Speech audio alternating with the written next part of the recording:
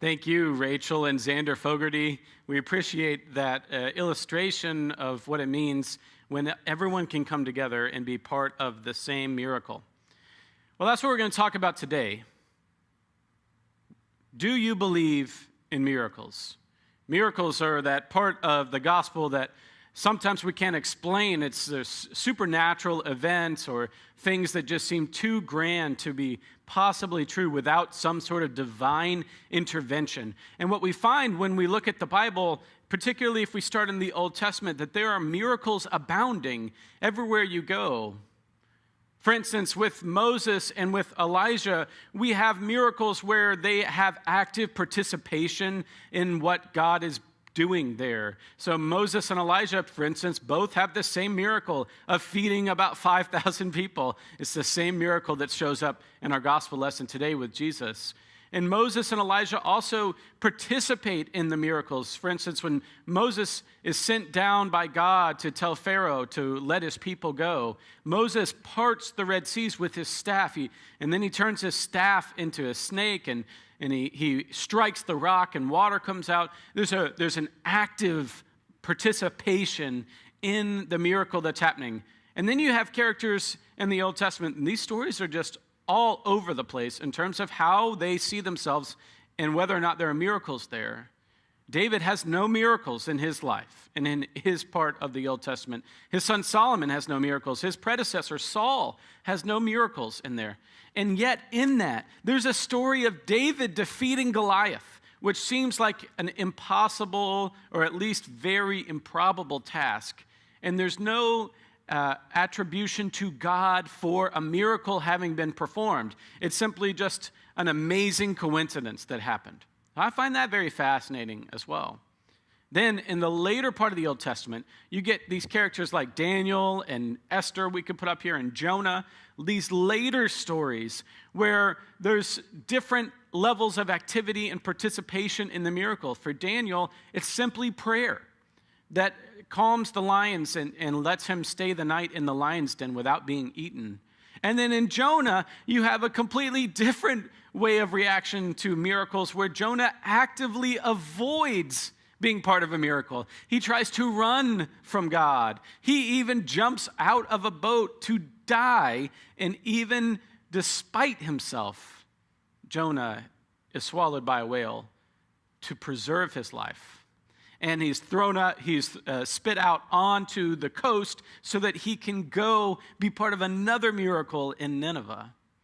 Well, as you can see by these stories, we're all over the map theologically about whether or not our lives have miracles in them, what exactly is happening with God's divine intervention in our world, and whether or not we want to talk about it as something we have to actively participate in, or something that's just sort of an amazing coincidence, or something that we can even try and avoid.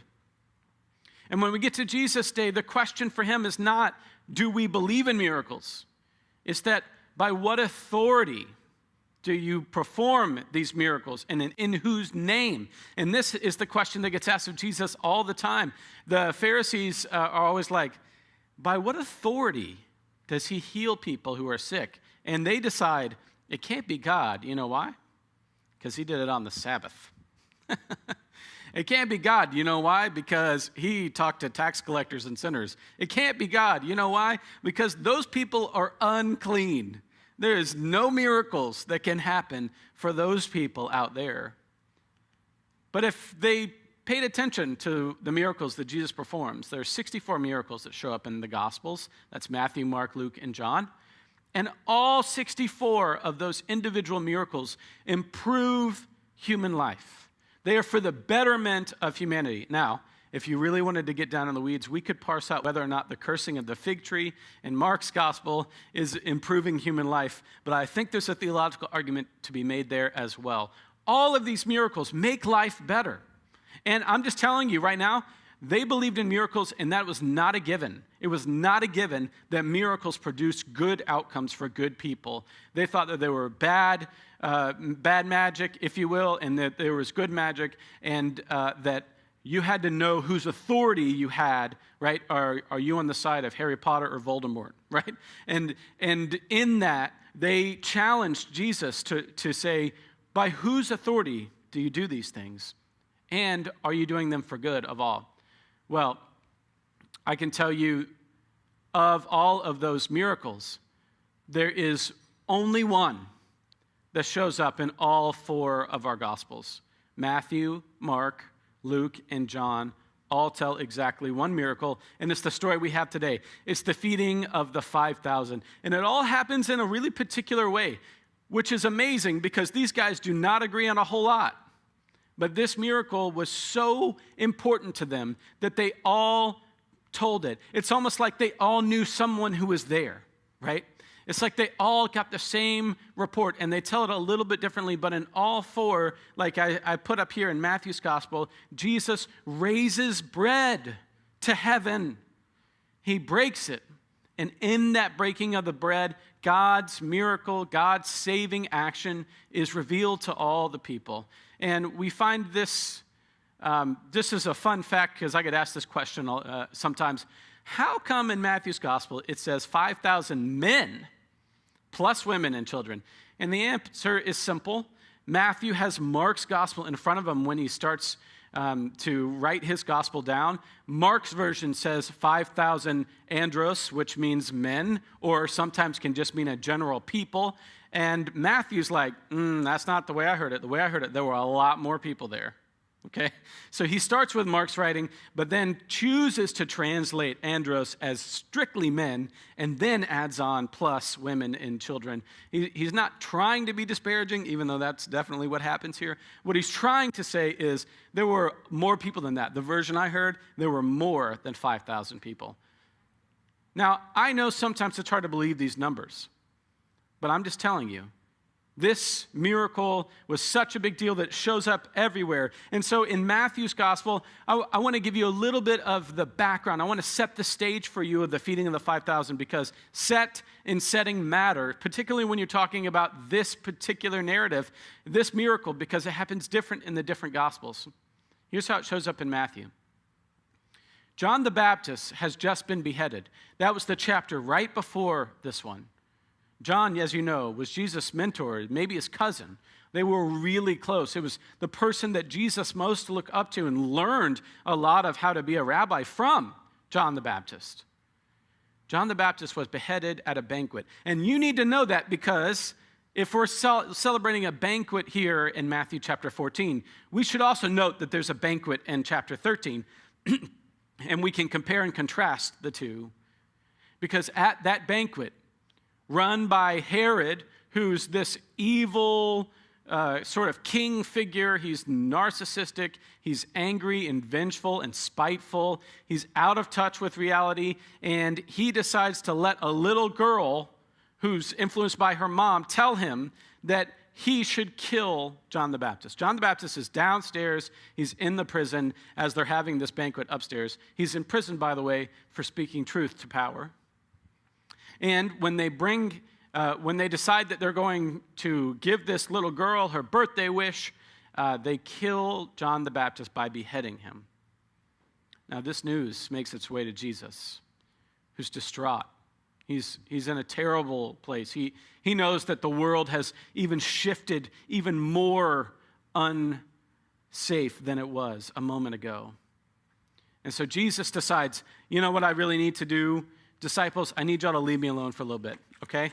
As a parent in quarantine, I'm definitely getting this vibe from Jesus. He's like, I just need some alone time. I want to just get in this boat and go off. I'm going to go to the other side of the lake and just be alone for a little while. I need to grieve. I just lost my mentor, my best friend, the person that I looked up to in this world, and that means that now I'm the leader, and I ain't ready for that. I don't want to do that. This is the story that's happening in Matthew chapter 14. And then this is what happens. Jesus withdrew to a deserted place. Notice that word deserted. And the crowds followed him. And when Jesus saw them, he had compassion on them. As soon as he docks his boat on the other side of the lake, people have already walked around the lake to find him on the other side. He went to be alone, and he found a crowd of people, and he had compassion on them. Bring them to me, he said. And he directed people to sit down on the grass. Now, this is an important theological statement here.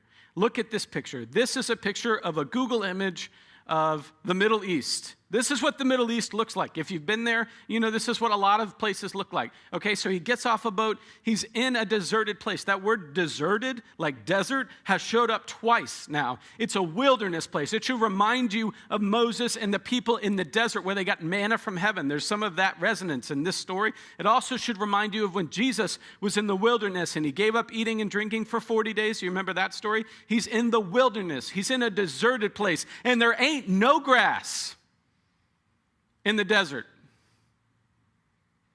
And yet Jesus tells them to sit down on the grass. And the miracle, perhaps, is that they are transported psychologically or physically into the land of Psalm 23. He makes me lie down in green pastures. He leads me beside still waters. Remember, Jesus just got out of a boat, right? He restores my soul. You see, you've got all of these people. Jesus is grieving the loss of his mentor, and all of these people, 5,000 plus women and children, have been followers of John the Baptist, and now their leader is gone. They are sheep without a shepherd. They go looking for Jesus because the world is not safe without him. They don't feel safe going home because they've been part of a movement and their leader has died.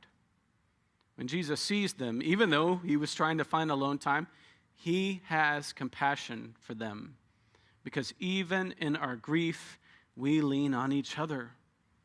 We find community. This is my favorite painting of this story of the feeding of the 5,000. It's a very African idea. It's from Cameroon.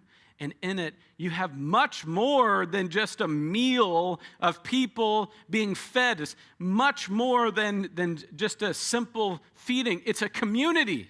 It is the ecclesia of God. It is people coming together. There are children running around. There are elderly telling stories. There are people behaving at their best. In this moment, when someone has been beheaded, when they find so much sadness and grief and awfulness and worry in the world, in the presence of Jesus Christ, they are transported into a Psalm 23 reality, and their souls are restored. So back to my question, do you believe in miracles? I think part of the way that we parse out that question is to ask, what exactly is the miracle that's happening here? Because our highly evolved prefrontal cortex wants to know what the miracle is so that we can either dismiss it as far-fetched and impossible, or we can naturally and rationally explain it so that we don't have to deal with miracles, okay? So what exactly is the miracle that happens here? This is one of the questions that I had in my quiet time as I thought about this chapter. Is it that Jesus blesses the bread, and when Jesus blesses it, then it sort of makes this chain reaction of God's abundance, and that the disciples, is the miracle that the disciples finally get on board with Jesus' message because they miss it so much of the time. And they're like, we need to send these people away. And Jesus says, no, let them come to me. Let's stay together. Let's be together. Let's be Psalm 23 people for each other. Is that the miracle that's happening? Or is the miracle that's happening like Rachel and Xander showed us with stone soup, that it's merely a matter of people giving up their selfishness and their scarcity models and embracing the abundance that's already in the world? Is it simply a matter of convincing people to redistribute wealth so that everybody can have some? Redistributing was already there. That's a miracle too, by the way. A miracle that we look for every single day in our world still. So don't write that one off. Is the miracle just a strict multiplication of how much bread and how much fish there are, like popcorn kernels that burst? Is it just simply that God creates a multiplication of bread, that everyone can have creation out of nothing, creation ex nihilo? Is that the miracle that we're trying to prove or disprove? Or is the miracle that they went to a deserted place where their lives were upside down and then they found restoration of their souls? Is the miracle that they found green grass in a world that was full of hatred and awfulness? I got to tell you, I've been a pastor for 8 years. I've preached every one of them sermons. I've preached every one of those. This story comes up every single year. And I think, which one of those is the miracle? Yes, they all are. Which brings me to a man who's not a theologian, but a scientist, who says this: either nothing in life is a miracle, because we can explain it away, or everything is. I want to give you a deeper quote from Albert Einstein here. He says, "May I reply with a parable? The human mind, no matter how highly trained, cannot grasp the universe. We are in the position like a little child entering a huge library whose walls are covered to the ceiling with books in many different languages. And the child looks around, and the child knows that someone must have written these books, but it doesn't know who or how. The child notes a definite plan and order in the arrangement of the books, a mysterious order, but it does not comprehend. It only dimly suspects." That, it seems to me, is the attitude of the human mind, even the greatest and most cultured toward God. We see a universe marvelously arranged, obeying certain laws, but we understand the laws only dimly. Our limited minds cannot grasp the mysterious force that sways the constellations. Either nothing in life is a miracle, or everything is. I choose to believe and live my life as if everything is a miracle. And I want to take you back 2 years ago when I pitched a crazy idea to you all, that even people in the building were concerned that this idea wasn't going to fly. Do you remember 2 years ago, 2 summers ago, the story of the feeding of the 5,000 came up, and I said, hey, what if we shortened the worship service from not an hour but to half an hour? And then we told everybody to go to the grocery store. And that when we got to the grocery store, we were going to go in and buy a bunch of food and multiply our efforts. We gave everybody $10, and we were going to multiply our efforts in order to feed people. And we did. We had far more than 12 baskets full of leftovers. We had a truckload. And here's the truth. Here's the gospel. Here's the good news for you.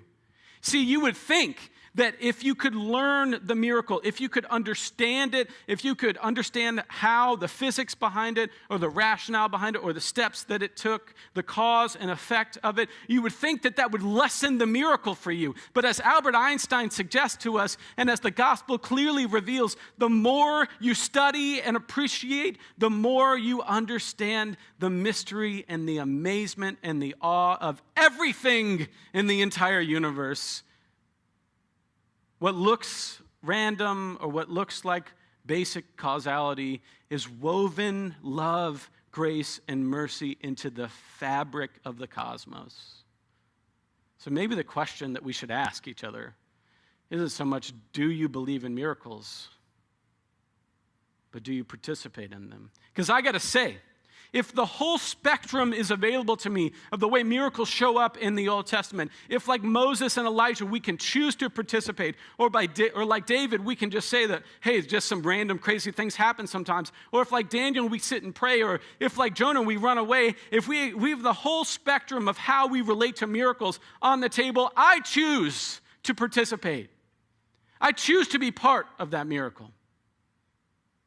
I want to show you some video footage from 2 years ago, from that event when we went and we participated in the story of the feeding of the 5,000. I'm just going to warn you right now, there is no social distancing in this video. Yeah, I see it.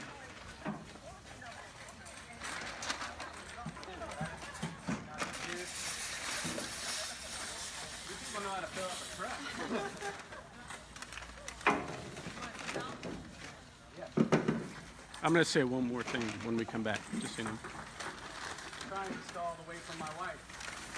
I'm sorry.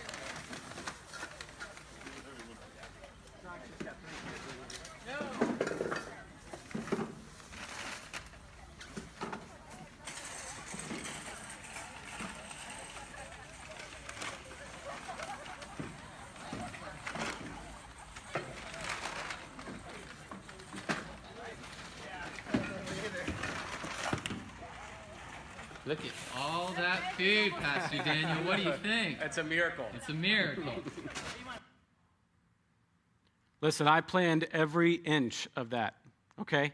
We planned that we were going to leave worship early. We planned what items we were going to buy in the grocery store. We called Dorcas Ministries and asked what they needed for their food shelf. We planned and prepared the entire thing. We made sure that there was a truck there. And my question to you, siblings in Christ, is, isn't it still a miracle? Amen.